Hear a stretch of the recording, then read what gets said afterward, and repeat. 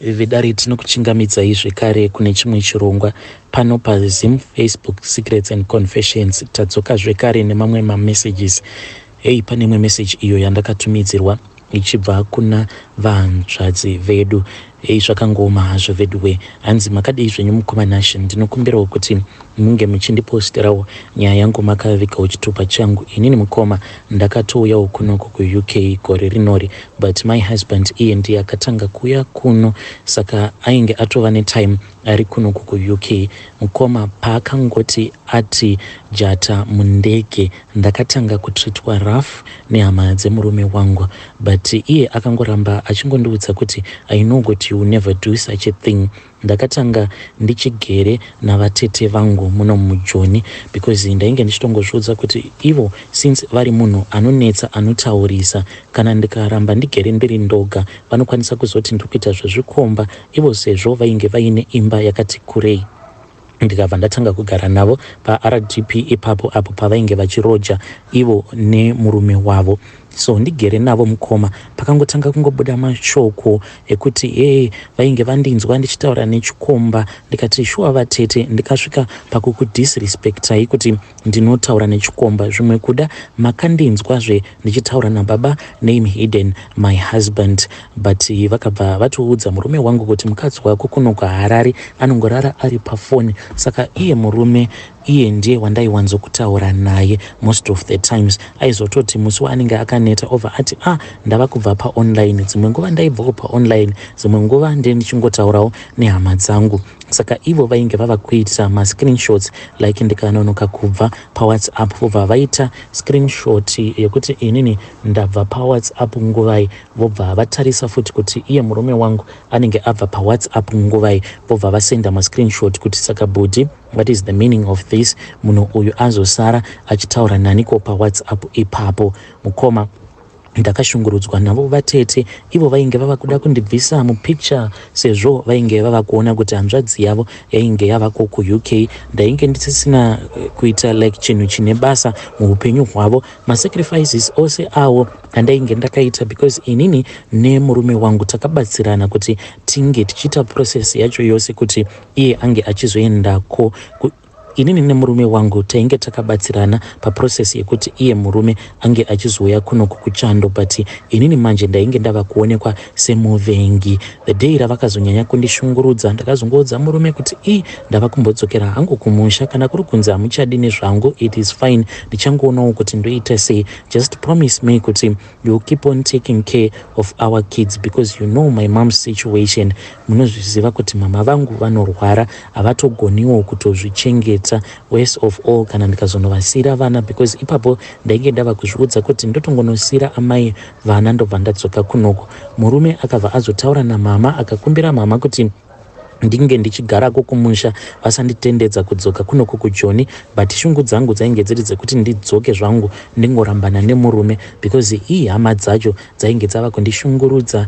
Wakadyisa mwana wedu, manje tikuda kumurutsisa, stuff like that. Uri muroyi, unoroya vana ivavo vasati vaenda kuUK, kana kuri kuzonzi mukaenda kuUK neuroyi hwenyu. Toda kutotanga tatomboita maDNA kuti tione kuti hamusi kuchengetesa here hanzvadzi yedu, vana vasiri vake. It was quite a terrible time mukoma Nashe, asi zvinoita Mwari.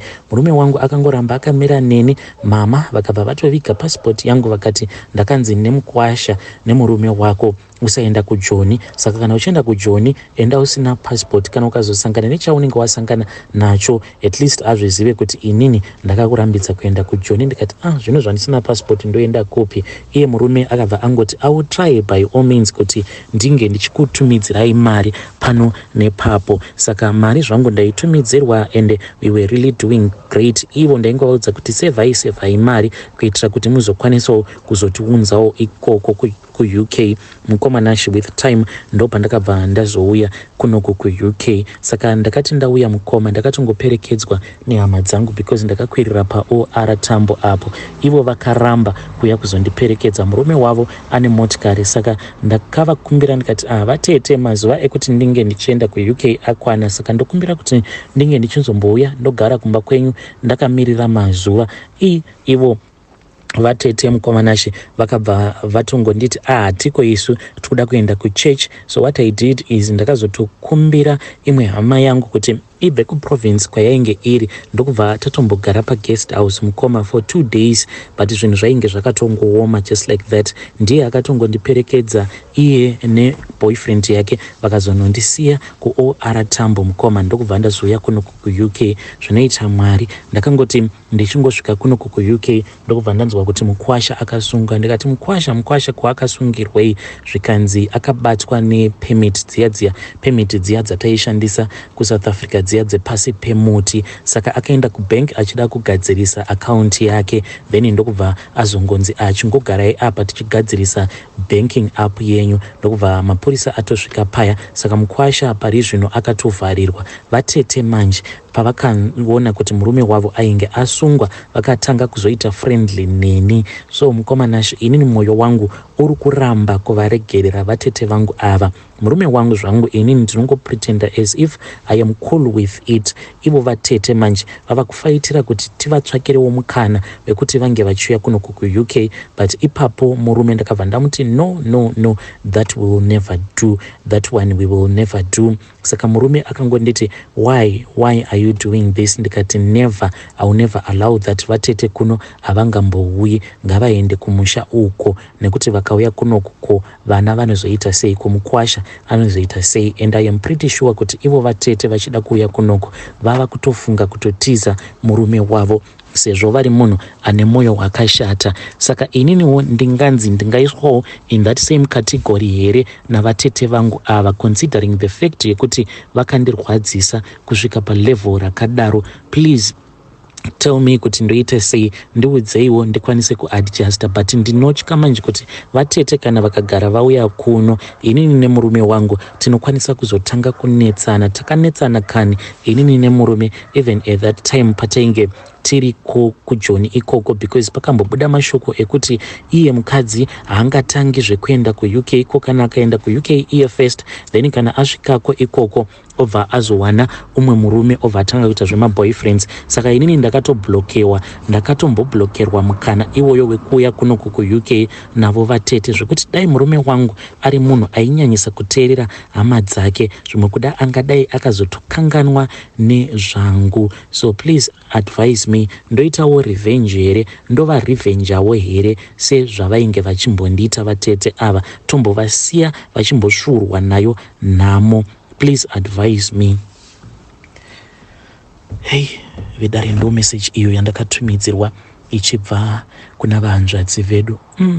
Pakaipa hanzi ndo revenge here, sweet revenge, kana kuti ndosiyana nazvo. Kana wanga uri iwe uriwe muroora after mashoko ose awa and everything that happened, kana ukawana mukana, kana ukangogara wawana kamukana kekungoti gombora rako muUK, tell me what is the first thing that you will do. Hama dziya dzemurume padzinozotanga kuuya kwauri dzichiti mai guru kuno hatina chakati tinokumbirawo mari, tell me your reaction. You can come to my inbox kana kuti munongonyora mucomment section. Regedzai tibva taenda panyedu inotevera. Nyedu inotevera yakamira sekudai so. Hanzi makadai zvenyu mukomanashe, ndinokumbirawo kuti munge muchindiposterawo nyaya yangu makavikawo chitupa changu. Inini mukoma ndauyawo kuzoreurura izvo zvandakaitisa mwana wamufundisi, and I am regretting mukoma, because honestly at that time I thought kuti inini nemudzimai wangu we were about to have a divorce, but zvakazongoendawo nepamwe mudzimai wangu neni tikabva tazogadzirisana. Saka mwana uyu wava mufundisi anongogara achichema neni, anogara achingochema neni achiti taraone kuti wakandibvisa umhandara, all for nothing. Zvakaitika mukoma ndezvekuti inini navadzimai vangu we had a brief period of time whereby taingogara tichingonetsana over small issues, plus mudzimai wangu munhu uya wekuti anopopota, ende mukupopota kwake anowanzo kufarira vulgar words, and this made me to sort of like hate. Ndikabva ndati regedzai ndinge ndichizvibvisa paari. Saka munoziva kuti sevanhu vanenge vakachataka hapana pamukazongorambana overnight, zvinotoda maprocesses. Saka tirimo mumaprocesses imomo ndainge ndava kurwadziwa. Munoziva kuti padivorce munhu anonyanya kurwadziwa munhurume, vanhukadzi havanyanya kurwadziwa stereki nedivorce than zvatinoita isusu, because once wadivorce mukadzi unenge wava kutotangira pastage 1 chaipo chaipo.